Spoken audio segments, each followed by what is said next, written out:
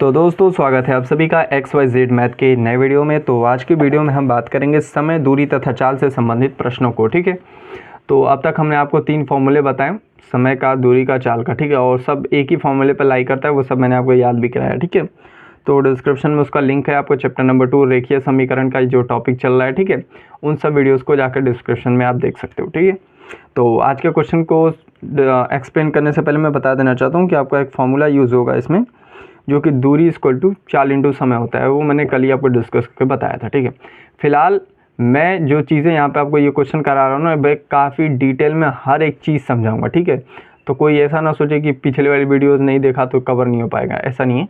ये आपको पूरा समझ में आएगा, क्योंकि जो वीडियो मैं बना रहा हूँ मैं मान के चलता हूँ कि वो पहली बार कोई सीख रहा है। ठीक है, अब मैं पुरानी वीडियो देखने के लिए इसलिए कहता हूँ कि आप पुरानी चीज़ों को भी सीखें। ठीक है, क्योंकि मैथ में बस एक ही चीज़ सीखे तो काम होगा नहीं। ठीक है, तो चलिए क्वेश्चन पढ़ते हैं। सबसे पहले क्वेश्चन कह रहा है कि एक रेलगाड़ी जिसकी लंबाई 270 मीटर है, गाड़ी की लंबाई है, ठीक है, तो एक खम्भे को 9 सेकंड में पार कर देती है। ठीक है, उसकी चाल किमी प्रति घंटा में बताना है। ठीक है, हमें क्या निकालना है?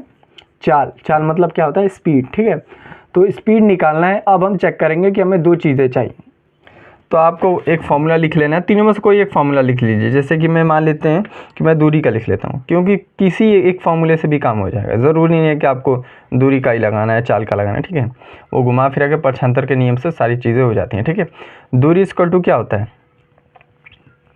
समय इंटू चाल, यही तो होता है। ठीक है, अब मैंने आपको बताया था कि दूरी, समय तथा चाल के बीच में आपको एक चीज़ें पूछेगा, 2 चीज़ें बताएगा। अब हम देखेंगे वो कौन सी 2 चीज़ें हैं हमारे पास। ठीक है, तो एक चीज़ तो कंफर्म हो गई कि चाल पूछ रहा है, तो चाल हमें नहीं पता है। ठीक है, ये चीज़ ठीक है। अब आपको समय और दूरी इनमें से ढूंढ के निकालना है। ठीक है, तो अब जाहिर सी बात है समय और दूरी आपको निकालना है। तो सबसे पहले तो मान लेते हैं कि चाल हमें नहीं पता, तो चलो को चाल के मान लेते हैं x। चाल इक्वल टू मान लिया x। ठीक है, अब देखिए, अब ध्यान से क्वेश्चन को पढ़िए। एक रेलगाड़ी जिसकी लंबाई 270 मीटर है, ठीक है, और 9 सेकंड में पार कर रही है, तो 9 सेकंड क्या हो जाएगा? पर टाइम हो जाएगा। ठीक है, और हमें समय क्या है यहाँ पे? 9 सेकंड मिल गया। ठीक है, तो हमें सेकंड में मिला है, तो सबसे पहले सेकंड में निकालेंगे, उसके बाद घंटे में कन्वर्ट कर देंगे, क्योंकि क्वेश्चन घंटे में पूछा है हमसे। ठीक है, दिया आपको सेकंड में लेकिन पूछा घंटे में, तो वो निकाल लेंगे आगे, मैं बताऊँगा कैसे निकालना है। ठीक है, ये देखिए 9 सेकंड आगे। अब देखिए इसको हमने क्या, चाल को क्या मान रखा है? x मान लिया है। तो 2 चीज़ें तो हमें मिल गई, एक चीज़ और चाहिए तभी जाके आगे सॉल्व होगा। ठीक है, तो दूरी क्या है आपकी? देखिए कोई ट्रेन है 9 सेकंड में पार कर जा रही है, तो पार करने का मतलब क्या है? एक छोर से दूसरे छोर तक चली जा रही है। ठीक है, मतलब पहली बोगी से लेकर लास्ट बोगी तक पार हो जा रहा है। तो मतलब कि ये कि रेलगाड़ी की जो लंबाई है वही उसका क्या है? डिस्टेंस है, यानी कि दूरी। ठीक है, तो 270 यहाँ पे ये आपका दूरी हो जाएगा 270 मीटर।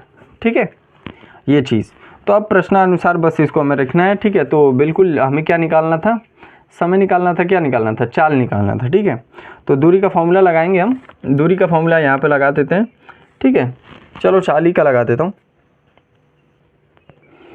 देखिए फॉर्मूला है जैसा, बिल्कुल वैसे ही उतारेंगे, दूरी सही हो जाएगा। किसी से भी कर लो, आपकी मर्जी। ठीक है, तो बिल्कुल ऐसे ही लिख देता हूँ।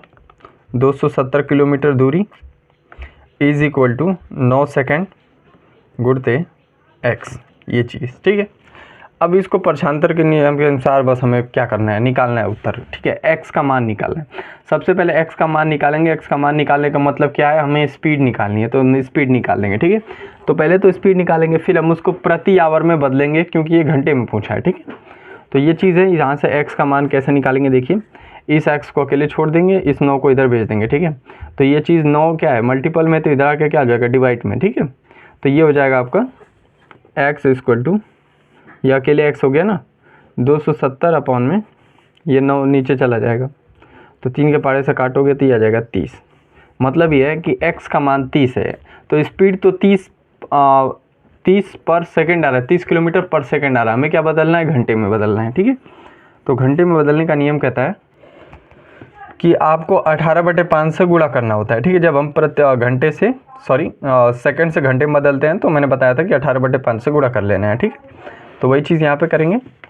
30 तो हमारा पर सेकंड स्पीड आया है। ठीक है, इसको मैं गुणा करूँगा 18/5 से, ठीक है। तो बस आराम से इसको गुणा कर लीजिए। 18 यहाँ पे 18 का इसमें गुणा करेंगे, फिर आप 5 से काटेंगे। तो ऐसा करते हैं, यहीं पे 5 से काट देता हूँ मैं इसको, ये 6 हो जाएगा, ठीक है।